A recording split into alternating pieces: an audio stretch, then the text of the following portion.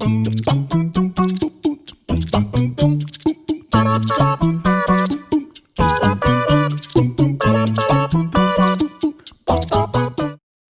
家好，歡迎大家再一次嚟到綠豆嘅英國教育搞邊科，我係周萬聰。今日咧同大家講下英國大學加學費呢個問題。咁相信無論係學生啦，定係家長咧，都會咧相當之關注呢一件事啊。今日咧請嚟兩位嘅年輕人咧，同我哋一齊去講下呢個題目嘅。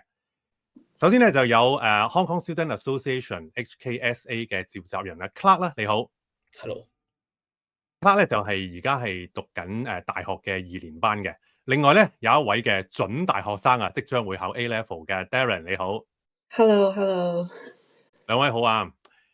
咁就工黨政府啦，喺舊年11月嘅時候咧，就宣布啦，2025年即係今年開始咧，就會調高英國大學嘅學費。咁呢個咧就係2017年以嚟咧首次上調嘅。咁啊加幅咧就有3.1%啦。咁啊嚟緊2025至26年度嗰一個嘅學費啦，本地生嘅學費就會由而家嘅9250英鎊咧，就加到去9535英鎊嘅。咁啊，教育大臣方沛芝咧就提到咧，加學費咧主要係要改善翻嘅院校嗰一個嘅財務狀況嘅。嗱，兩位咧都識得一啲係本地差唔多年紀嘅同學啦、朋友啦。咁啊，加學費對佢哋嚟講有啲咩影響咧？阿 Clark 講先啦，不如。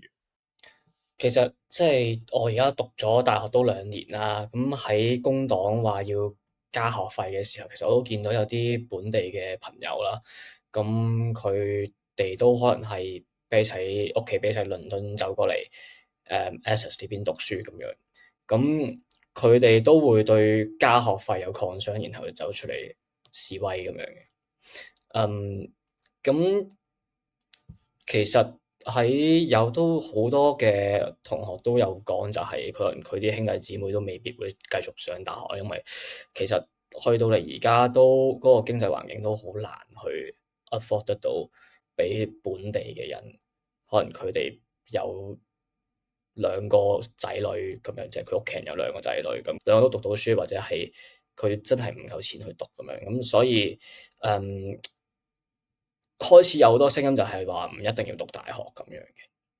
咁啊 Darren 咧，你自己都係準備考 A Level 啦，之後都希望能夠升上大學咧。呢一個加學費嚟講，咁啊，你聽到身邊一啲即係本地嘅朋友，佢哋又即係覺得點咧？其實我自己同學啦，佢哋就唔係話真係超級擔心加學費呢件事嘅，因為第一件事咧，佢哋最主要好多時都係靠呢個 student loan 去到報讀大學啦，去到交大學學費嘅。咁 student loan 呢筆錢其實佢係直接交去大學，係唔會經我哋手。咁所以佢加學費其實只不過係影響我哋未來還錢個計劃，嗰個還錢期可能變得更長。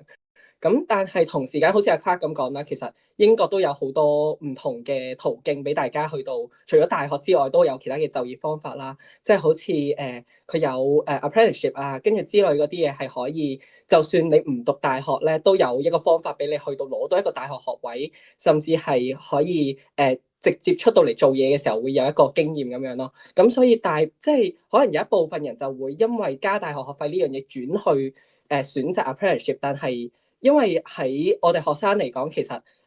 可能英國本地嘅氣氛啦，佢哋就係覺得你讀唔讀大學其實唔係真係咁重要咯，而大學可能比起佢哋嚟講，只係一個經驗啊，一個經歷咁樣咯。對我啲同學嚟講，Darren 咧，你自己嗱，即係你未必有一個叫做好全面嘅調查啦。你而家同你一齊讀緊書嘅同學咧，即係其實佢哋對於升唔升大學，其實佢哋嗰個心態係點咧？定係話其實佢哋都有好大部分就係話我不如我揀啲實實際際嘅做啦，即係一啲嘅即係課程去讀啦，例如即係 BTEC 啊，或者即係其他嗰啲學徒啊嗰啲等等。你自己啲同學其實係點樣諗㗎？好 depends on 就係佢哋自己而家呢個成績係點樣啦。因為其實我哋而家都已經考晒3次 mock exam，咁其實大部分人對自己真正出到嚟個成績會係點樣，其實都有一個 predict， 有一個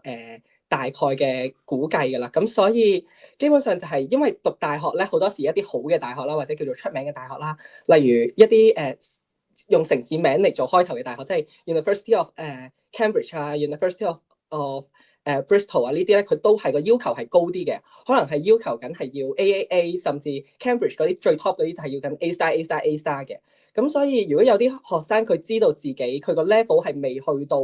可以讀到大學嘅，咁佢哋就會偏向選擇 apprenticeship 咯。咁另外 apprenticeship 其中一個好處就係佢唔單止係唔使交學費啦，佢係有，因為通常係啲公司同大學去到做合作嘅，佢係你完成咗一個可能5年或者4年嘅 apprenticeship 嘅計劃之後咧，你都係會有翻一張嘅大學證書俾你嘅。咁而且係嗰一段期間咧，你係照收人工嘅，所以係變咗係一個你可以一路做嘢一路揾錢，但係亦同時有大學學位嘅方法咯。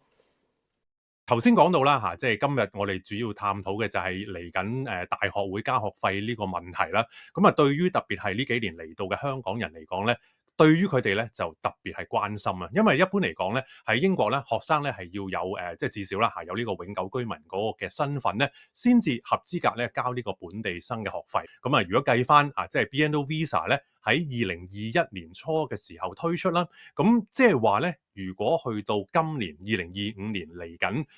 秋季嘅時候咧，入學嘅學生咧，喂，其實如果佢哋係 BNO 簽證持有人嚟講咧，呢一年其實佢都仲未能夠成為本地生嘅喎，Clark 係咪？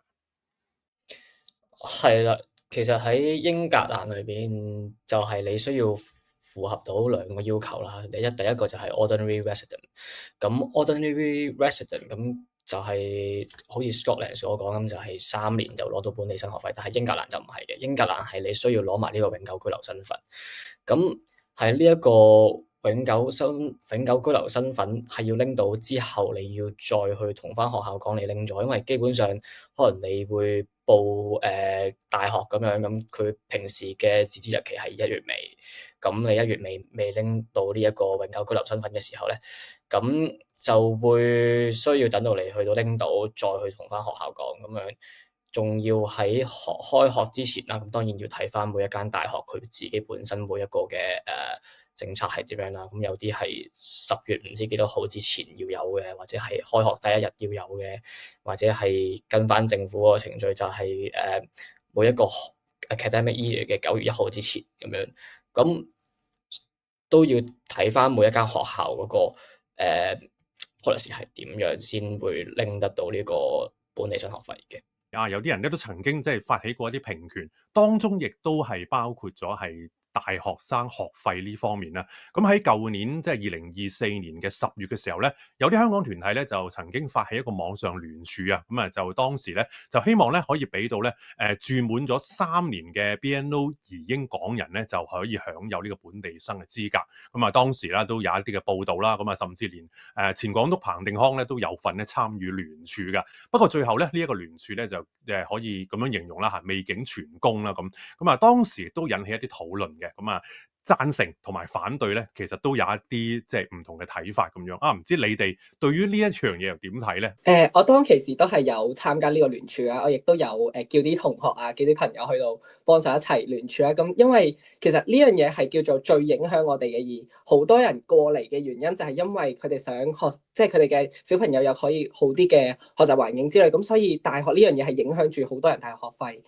咁所以我嗰時係有份參與呢個聯署嘅，但係其實如果話最後失敗咗咧，我唔算話超級驚訝嘅一件事嚟，因為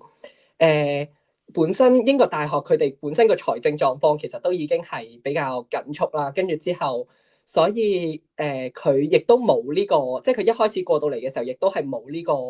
講到明話我哋係會住咗3年之後就有呢個大學學費嘅。咁所以你話係失敗咗，係咪有好失望咧？又唔算話超級失望，因為我自己呢個 case 咧，就係我都係 gap 1年就已經可以攞到呢個大學生嘅學費，即係 local 嘅學費。咁所以，但係嗰時聯署嘅時候係真係有一個希望，係可能都係可以有呢個希望，去到我哋3年後係會有大學生學費，咁我可以同啲同學一齊升上大學咯。咁啊，想問下 Clark 啦，咁啊，你對於即係之前一啲嘅聯署，你自己又有啲咩嘅睇法咁樣咧？其實我哋 HKSA 都喺成立呢3年嚟，都係有不斷咁樣去爭取啦。咁當然喺成立之前都有一啲朋友係已經發起咗聯署，咁但係佢最終嘅結果係，我記得好似係唔夠5000個簽名嘅。咁接住落嚟可能再嚟咗第2、第3次，咁都係未夠1萬嘅。但係去到2024年2月其中一次咧，就因為呢一個當時候保守黨嘅政府佢就轉咗個 policy，就係、只要佢嗰一年就可以攞到呢、個永久居留身份嘅話，就可以轉翻做本地生學費嘅呢一個對於高等教育嘅大學嘅一啲建議咁樣啦。咁就有一啲香港人去再發起咗多啲一次聯署，咁呢一個係成功咁樣攞咗超過1萬個簽名嘅。咁政府都有去講翻，都係講翻一啲本身政府一開始都係講緊嘅嘢咯，即係冇變過，簡單嚟講。但係我諗呢一樣嘢都係一個好嘅開始嚟嘅。頭先阿 Clark 都講啦，咁其實嗰個聯署係因為佢係政府，其實算係一個比較多人知道佢嗰個嘅聲明，即係佢最後對於香港人讀大學學費呢個安排佢嘅決定啦。咁所以但係因為佢有呢個聯署之前咧，其實坊間都係有兩種聲音，一種就係話住滿3年就已經可以有，一種就係話要攞到永居先可以有 home free 啦。咁但係佢出咗呢個聲明之後，其實對我嚟講另一個影響就係我更加清楚咗佢嗰個 policy 係點樣，咁同時亦都我對我未來個計劃我可以更加清楚，唔使好似估下咁樣咯嗰時。因為始終喺英國嚟講啦，本地生同埋海外生嗰個學費咧，咁都爭得幾遠啊！部分學科咧，即係例如你係醫科啊等等嗰啲咧，咁嗰個差距更加大。咁所以有啲其實係例如你話，如果係適齡去入大學啦，又或者佢只係爭1-2年咧就可以交到本地生學費嘅學生咧，有啲就為咗咧要慳嗰筆錢咧，就寧願等多1-2年咧先至即係入去讀大學。咁我知道咧 HKSA 咧之前都有做過一啲呢方面嘅調查㗎喎，係咪啊？係啦，咁我哋之前都有做嗰個調查，就係關於問翻佢哋 BNO，佢哋會想會唔會考慮 gap year 啊？咁其實最近嘅research 係問佢會唔會 gap year 啦。咁再之前，我哋之前都有去翻查翻，可能講緊係21、22同埋22、23暫時最 update 嘅每一個國家，唔係喺英國讀緊大學嘅唔同國籍嘅人嘅總數咁樣啦，咁係包括喺香港人嘅。咁暫時喺英國讀緊大學嘅香港人咧，係大概介乎喺17,000人左右啦。咁呢17,000其實我諗越嚟越多係 BNO 噶，即係近呢幾年。咁當然要再佢 update 嘅，可能要講係年尾先會睇到我哋上一學年嘅 update 啦。暫時咧就有大概1000零人喺 Scotland 讀大學啦，然後大部分都係攞緊 international fee 嘅啦，因為始終就算而家 BNO 過咗4年左右，都有少部分嘅人可能佢喺 Scotland 讀緊，攞住 BNO 可以攞呢個本地生學費讀大學啦，或者係佢本身喺其他地方嘅一啲大學，佢都願意去俾 BNO 學生去交呢一個本地生學費啦。然後 gap year 係大概係15% 左右嘅，即係 for 成個 year 13嚟講係有15% 左右嘅。Gap year 咧就對於如果你喺香港讀呢個大專院校嘅學生咧，基本上就無論係我哋以前嗰個年代啦，定係後嚟咧，都係有少少不可思議嘅，即係好多人都唔會話突然間停咗1年學啊咁樣。咁但係喺英國呢樣嘢咧，就即係似乎都比較普遍喎。咁阿 Clark 可唔可以講一講翻，例如 Gap year 其實佢哋通常啲同學佢哋會即係有啲乜嘢選擇嘅咧？即係其實 gap year 大家都可以去旅行啦，即係可能。如果大家會去睇其他啲 social media，其實都有唔少嘅香港學生，佢喺英國考完 A level 之後就走咗去其他地方去玩啊，去旅行啊，去一啲backpacking 咁樣啦。咁亦都可以返 part time 啦，亦都有啲 friend 係即係而家都係無論係佢可能係揾到一個 full time，或者係單純喺佢屋企附近做翻 part time，做翻一啲可能係比較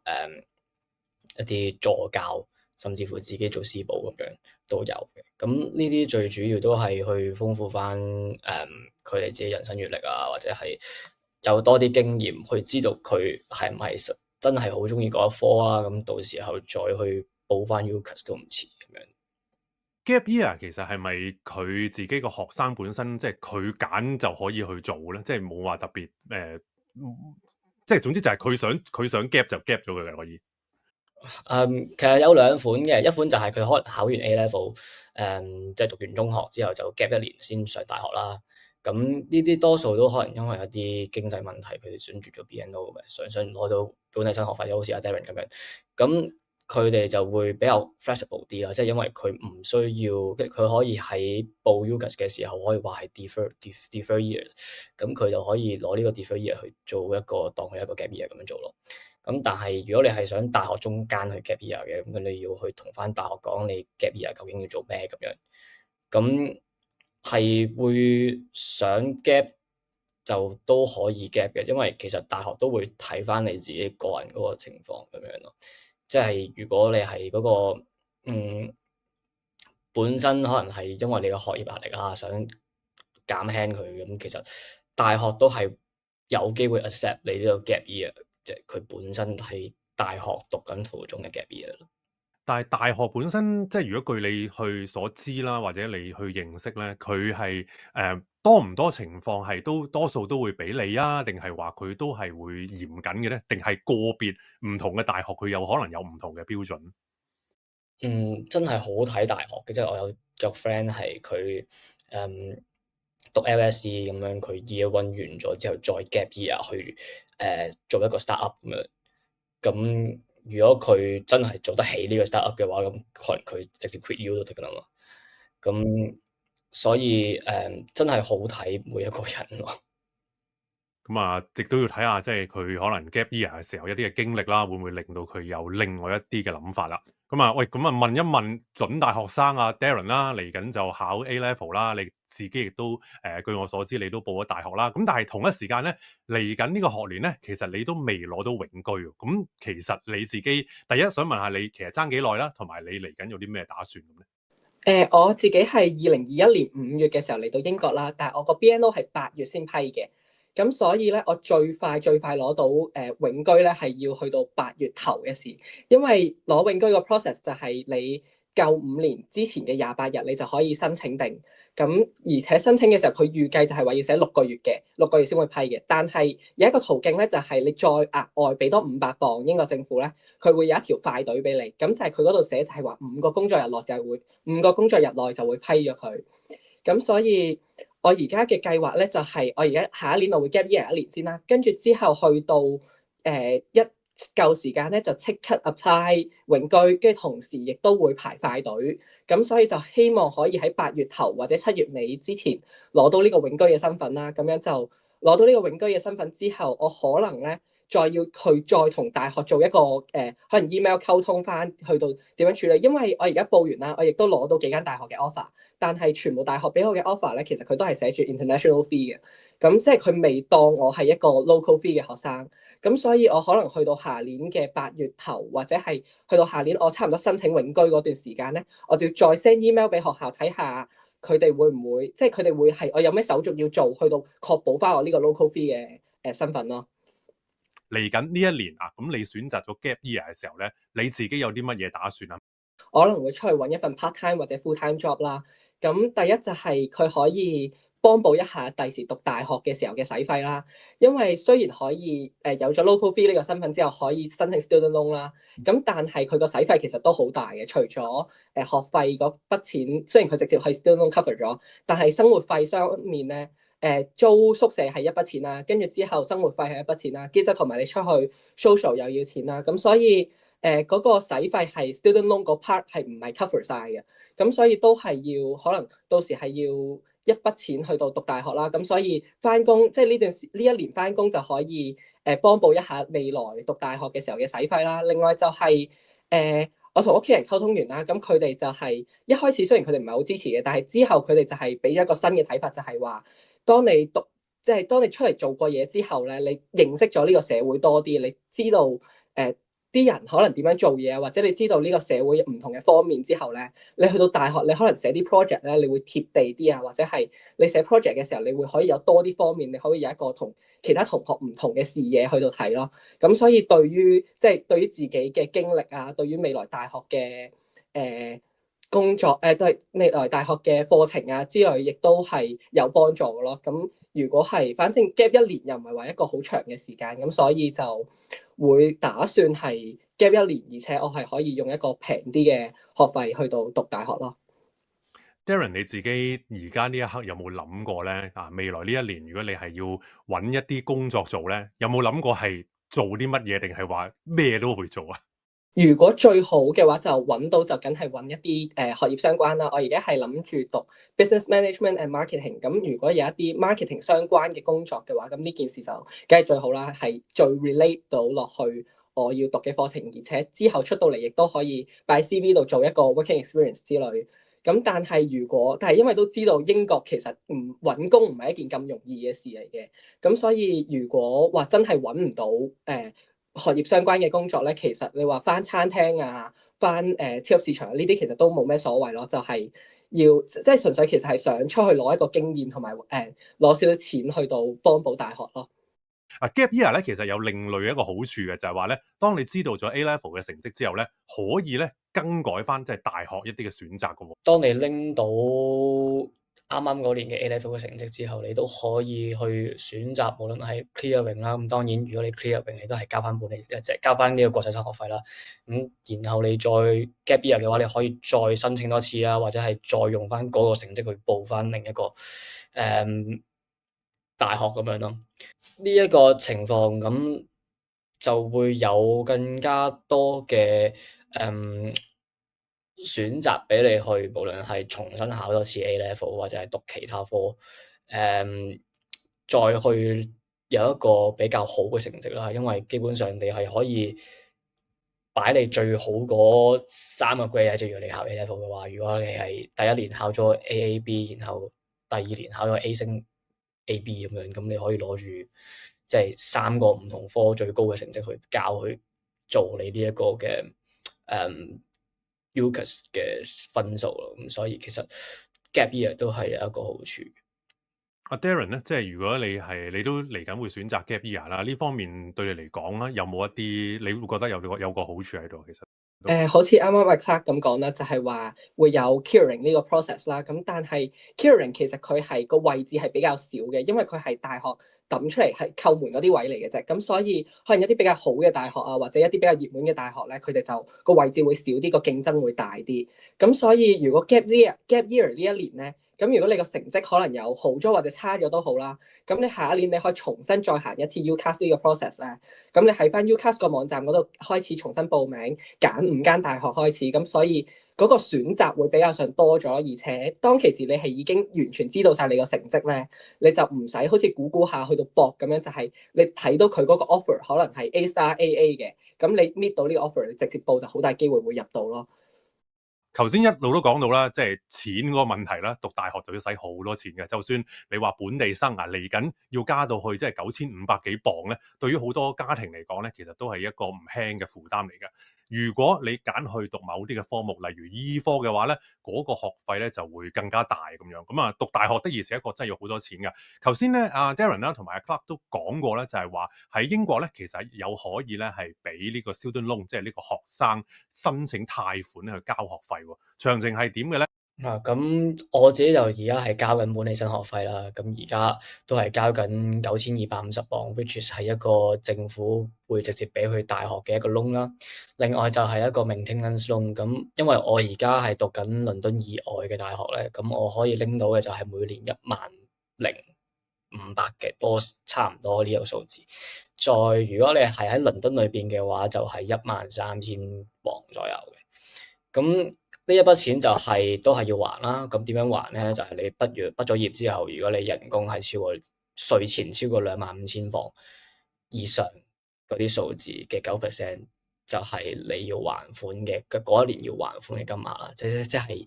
如果你係年薪有3萬磅咁樣，咁你每年就係要還翻450磅，嗰一年要還翻450磅。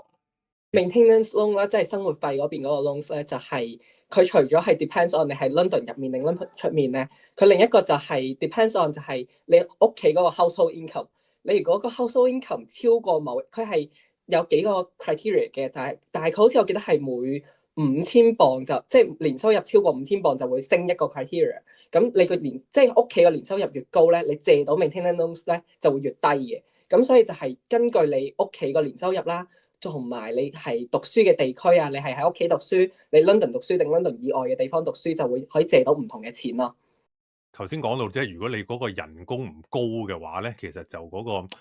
攤還嗰個時間咧都會相對地比較長，甚至乎可能即係還好耐都還唔完喎，係咪？係啦，就係要還夠40年咁樣就會一筆勾銷啦。咁當然其實有好多嘅 local 朋友都同我講，就係佢有試圖係將佢自己人工低過稅前25000嘅，咁樣就唔使交咯。即係叫老細你唔好加我人工。另外就係 student loan 佢因為佢其中申請嘅時候有一個條款，就係你要係有呢個永居嘅身份，你先可以申請啦。咁所以 for 我而家呢個 case 咧，我係要去到8月中咧，我先可以真正去到入紙申請呢個 student loan 嘅。但係其實正常嚟講，而家呢個 process 咧係大概4-5月左右咧，即係差唔多呢啲時間咧就要開始申請。如果唔係咧，佢可能咧就會趕唔切係喺開學前俾到第一筆錢你嘅。咁所以同時亦都係交俾學校嗰筆學費咧，可能就要變咗係你要自己俾咗先啦。咁第一年嘅時候，無論睇緊呢條片嘅你係家長啊，或者你係讀緊中學咁啊，嚟緊會升大學嘅咧，咁啊都可以聽下兩位師兄咧一啲嘅呢啲嘅講法咧，都可以令到你咧之後有一啲嘅心理準備。如果你係屬於即係年輕嘅 BNO 港人嘅話咧，其實除咗喺英格蘭啊、威爾斯啊等等地方去讀大學之外咧，另一個選擇就係去到蘇格蘭讀大學啊。佢嗰度咧，關於你究竟係唔係俾本地生學費咧，就同英格蘭有少少唔同嘅分別嘅喎。阿 Clark 可唔可以同大家講一講下大致蘇格蘭嗰個情況會係點樣？咁就係如果你喺蘇格蘭，你係即係住夠年期啦，咁你拎到本地生學費嘅話，就係1820磅啦。咁但係如果你係英格蘭走上去嗰啲 local 咧，佢係要交翻英格蘭嗰個 rest of UK 嘅呢一個嘅本地生學費，咁即係都係9250啦。咁按翻工黨睇下佢會唔會再加，或者當然呢個係睇翻 Scotland 自己點樣定啦。例如你哋兩位有冇一啲識得嘅朋友，就係或者早1-2年已經即係因為要鋪定路咧，咁就早1-2年已經過咗去蘇格蘭啊咁樣，或者都係唔好啦，搞咁遠都係喺翻即係英格蘭呢邊讀下算啦。你哋有冇啲咁嘅朋友啊嘛？我啲朋友都冇話想即係有呢個去 Scotland 讀書嘅計劃，即係知道 Scotland 個學費會可以快啲攞到 local fee，但係就因為個 Scotland 個文化好唔同啦，同埋 Scotland 有自己嘅語言啦，咁變咗你去到其實係又好似去咗一個新嘅國家，又要重新適應咁樣。咁所以佢哋都係即係我哋都係因為 gap 1年啫嘛，所以我哋都係 prefer 可能係 gap 1年就可以直接攞到 local fee，咁留翻喺英國算，即係留翻喺英格蘭算咯。都有唔少嘅學生或者朋友，其實佢都會選擇可能係 DSE 就走咗上去 Scotland 讀2年中學，咁樣就再升去 Scotland 嘅大學咁樣。最主要都係驚凍啊，冇朋友啊，太靜啊咁樣，即係唔係近倫敦，唔係近 Birmingham 咁樣。即係啲 friend 喺晒倫敦或者喺晒呢個即係中南部咁樣，就好似驚好孤單係咪上到去？係啊。哇！咁啊，今日聽咗兩位年輕人嘅分享咧，我呢啲作為家長嘅咧都獲益良多啊！咁啊，希望咧今集咧都可以俾到嚟緊咧讀大學嘅朋友咧，對於大學嘅學費啦或者其他相關嘅事咧，都多啲嘅了解。家長咧亦都喺心理上同埋咧你嗰個嘅實際上，即係你個荷包上、彈藥上咧，都即係儲定多啲啦。今集多謝晒阿 Clark 同埋咧 Darren 同我哋分享嘅，多謝晒。今集嘅英國教育搞邊科咧就嚟到呢一度啦，下集我哋再見啦，拜拜。